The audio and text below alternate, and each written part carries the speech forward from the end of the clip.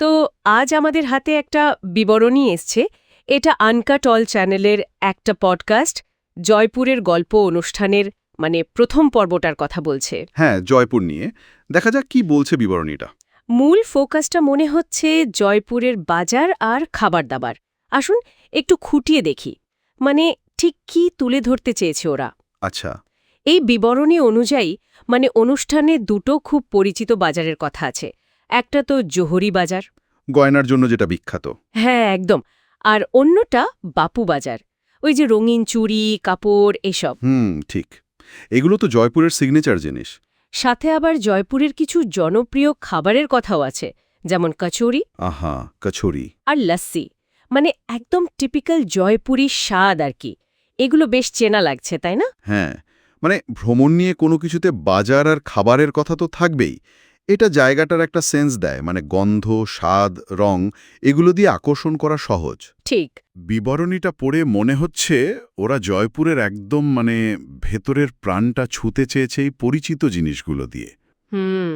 কিন্তু একটা প্রশ্ন আসে, এই ধরনের উপস্থাপনা কি জয়পুরের আসল গভীরতাটা ধরতে পারে, নাকি শুধু চেনা জিনিসগুলোই ছুঁয়ে যায়? সেটা একটা ভালো পয়েন্ট। আচ্ছা, এই বিবরণীতে একটা বিশেষ সেগমেন্টের কথাও বলা হয়েছে। নামটা বেশ মজার, কি খবর বিখ্যাত। ও, ইন্টারেস্টিং। কি নিয়ে সেটা? এখানেই আসল চমকটা।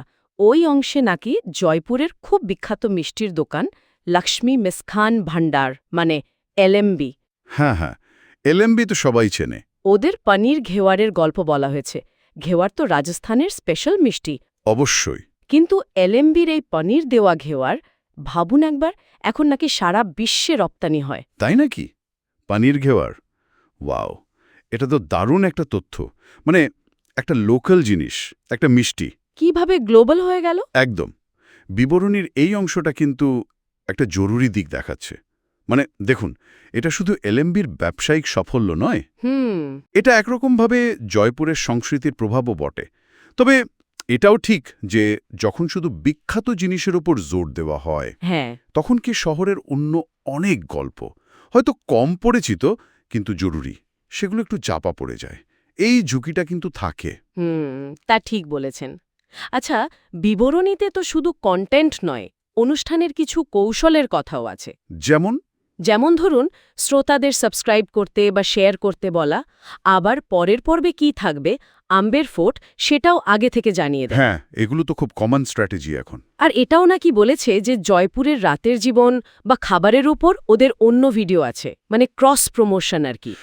ঠিক। এই যে দর্শকদের ধরে রাখার চেষ্টা, পরের পর্বের জন্য আগ্রহ তৈরি করা, অন্য কন্টেন্টের দিকে নিয়ে যাওয়া, এগুলো তো এখন ডিজিটাল মিডিয়ার অঙ্গ।